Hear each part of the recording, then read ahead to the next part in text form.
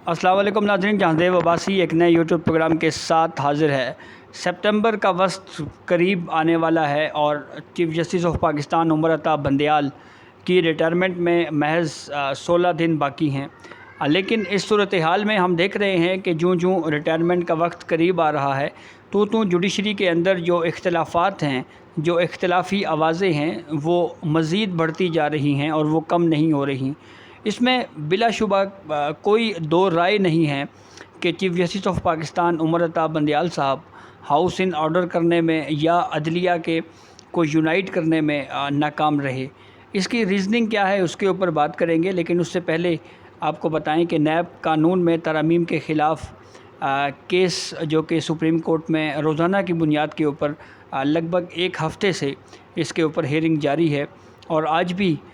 इस केस की समाअत थी। लेकिन एक गुज़िश्ता हेयरिंग का एक ऑर्डर मंज़र-ए-आम पे आया है और वो अदालती कार्रवाई थी जिसमें प्रैक्टिस एंड प्रोसीजर एक्ट के मामले के ऊपर डिस्कशन हुई, उस पर गुफ्तगू हुई, फ़रीक़ैन की जानिब से कुछ आर्ग्यूमेंट सुने गए। उस वक्त भी एतराज़ उठाया गया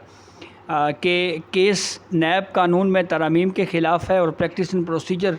के ऊपर आर्ग्यूमेंट्स लिए जा रहे हैं, उसके ऊपर व्यू दिया जा रहा है, ऑब्जर्वेशंस दी जा रही हैं। और chief justice of Pakistan Umar Ata Bandial साहब ने तो उस वक्त ये तक कह दिया था कि प्रैक्टिस एंड प्रोसीजर कानून जो है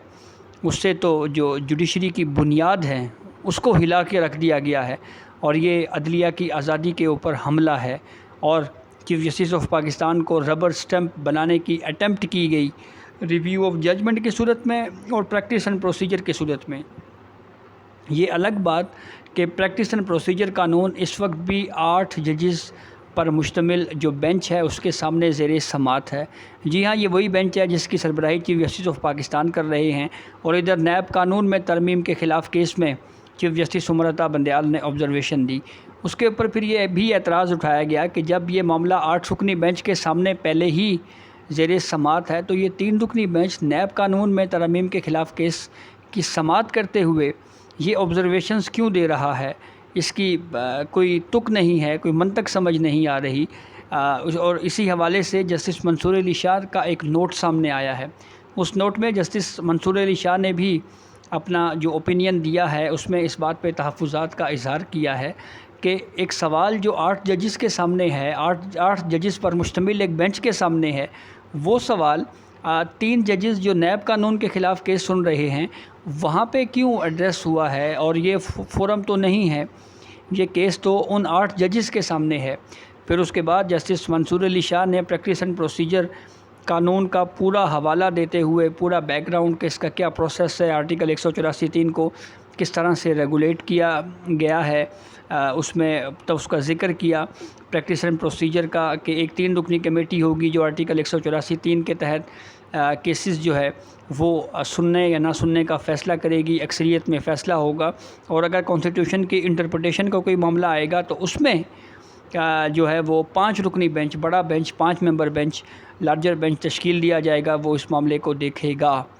तो जस्टिस मंसूर अली शाह ने फिर अपने इस नोट में ये भी कहा कि जनाब इस केस जो प्रैक्टिस एंड प्रोसीजर है इसको जो है वो अप्रैल के महीने में इसके ऊपर हुक्म इम्तना दिया गया और अप्रैल से लेकर अब तक 4 महीने से ज़्यादा का वक्त हो चुका है, अभी तक इसको डिसाइड नहीं किया गया, स्टे जो है वो दिया हुआ है, इसके ऊपर प्रोसीडिंग नहीं चलाई जा रही। और प्रैक्टिस एंड प्रोसीजर कानून के ख़िलाफ़ जो केस है जो सुप्रीम कोर्ट के 8 जजेस के सामने ज़ेरे समाअत है, ये केस दर हकीकत जुडिशरी के अमूर से मुतल्लिक़ है और इतने तवील वक्त तक इसको पेंडिंग रखना ये नाकाबिल फ़हम है या ये समझ से बालातर है कि क्यों इस केस को पेंडिंग रखा गया है। जैसे मंसूर अली शाह ने अपने नोट को जो पिछला व्यू, कॉन्स्टेंट व्यू, एक मुसलसल तसलसल के साथ एक व्यू जस्टिस मंसूर अली शाह साहब का आ रहा है कि आर्टिकल 184(3) के तहत जो केसेस हैं उन पर समाअत के लिए या तो फुल कोर्ट बेंच तश्कील दिया जाए, जैसे नैब कानून के ख़िलाफ़ तरमीम है इस पर समाअत के लिए फुल कोर्ट बेंच तश्कील दिया जाए। और अगर supreme court full court bench तश्कील नहीं देती तो फिर जनाब पहले प्रैक्टिस एंड प्रोसीजर कानून का फ़ैसला किया जाए और प्रैक्टिस एंड प्रोसीजर कानून के फ़ैसले तक प्रोसीडिंग को रोका जाए।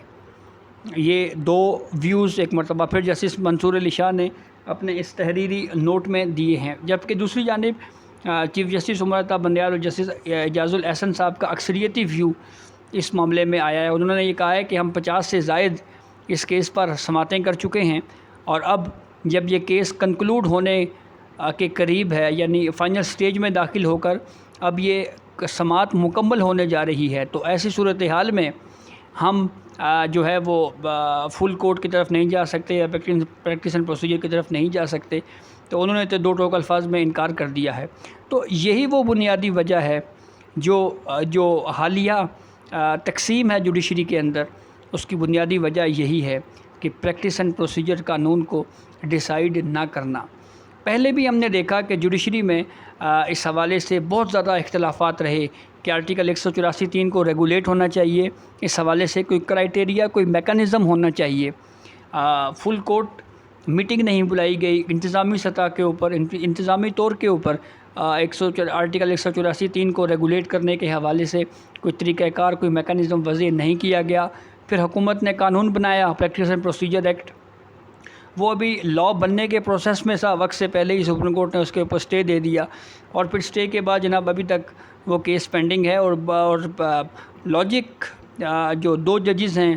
Chief justice of Pakistan Umar Ata Bandial صاحب اور جسٹس اعجاز الاحسن صاحب، یہ کہہ رہے ہیں کہ ہم نے جو وہ سٹے دیا ہوا ہے، نہ ہمارے اس آرڈر کو موڈیفائی کرنے کے لیے حکومت نے ہمیں کہا، اور نہ ہی یہ کہا جی کہ اس سٹے کو ختم کیا جائے۔ تو یہ بہرحال ایک بڑا ہی دلچسپ ایک ویو دیا گیا ہے اس نیب قانون میں ترامیم کے خلاف اس کیس کا۔ اور پھر اب یہی جو جوڈیشری کے اندر جو اختلاف کی وجہ ہے، وہ حال کا جو معاملہ ہے جو اس وقت کرنٹلی چل رہا ہے، وہ پریکٹس اینڈ پروسیجر کا معاملہ ہے۔ آپ کو یاد ہوگا فوجی عدالتوں کے خلاف کیس پر سپریم کورٹ نے 9 رکنی لارجر بینچ تشکیل دیا، جس میں نامزد چیف جسٹس قاضی فائد عیسیٰ صاحب کو بھی شامل کیا گیا، اور جسٹس سردار طارق مسعود صاحب بھی اس بینچ کا حصہ تھے۔ وہاں پہ بھی جسٹس قاضی فائد عیسیٰ نے اوپن کورٹ میں یہ کہا کہ بھئی جب تک آرٹیکل 184(3) کے حوالے سے جو ریگولیٹ کرنے کا معاملہ ہے، جو پریکٹس اینڈ پروسیجر ہے، اس کو جب تک آپ ڈیسائیڈ نہیں کریں گے، اس وقت تک تو میں اس طرح کے کسی کیس کو جو آرٹیکل 184(3) سے متعلق ہے میں نہیں سنوں گا، میں نے نہیں بیٹھنا۔ جسٹس سردار طارق مسعود نے بھی نامزد چیف جسٹس قاضی فائد عیسیٰ صاحب کے اس ویو کو سپورٹ کیا، اور یہ کہا کہ آپ ڈیسائیڈ کریں پہلے پریکٹس اینڈ پروسیجر کو۔ اچھا، اب قانونی ماہرین کا یہ ماننا ہے کہ وہ لا جس کو چیف جسٹس آف پاکستان یہ اوپن کورٹ میں بھی کہہ چکے ہیں، ان کا یہ خیال ہے کہ ایسی قانون سازی کے سے چیف جسٹس آف پاکستان کو ایک ربر سٹمپ بنانے کی اٹیمپٹ کی گئی۔ حالانکہ قانونی ماہرین کا یہ ماننا ہے کہ آرٹیکل 184 کو ریگولیٹ کرنے کے لیے جوڈیشری مزید اسٹرینتھن ہوگی، مزید ایک ریگولیشن سے یہ مزید بہتری آئے گی اور یہ چیزیں بہتر ہوں گی۔ جو آغاز میں جوڈیشری کے اندر اختلافات تھے، اس کی وجہ بنیادی جسٹس قاضی فائد عیسیٰ صاحب کے خلاف صدارتی ریفرنس تھا، جو چیئرمین پی ٹی آئی بھی ایک جگہ پہ مان چکے ہیں کہ اسٹیبلشمنٹ کے کہنے کے اوپر انہوں نے یہ ریفرنس فائل کیا۔ وہاں سے جوڈیشری میں تقسیم کا آغاز ہوا، اور پھر بڑھتے بڑھتے practice and procedure, bench fixation, اپنی مرضی کے بینچز، ہم خیال بینچز کے بھی القابات سے نوازا گیا، اور پھر حالات اب اس نہج تک پہنچ چکے ہیں،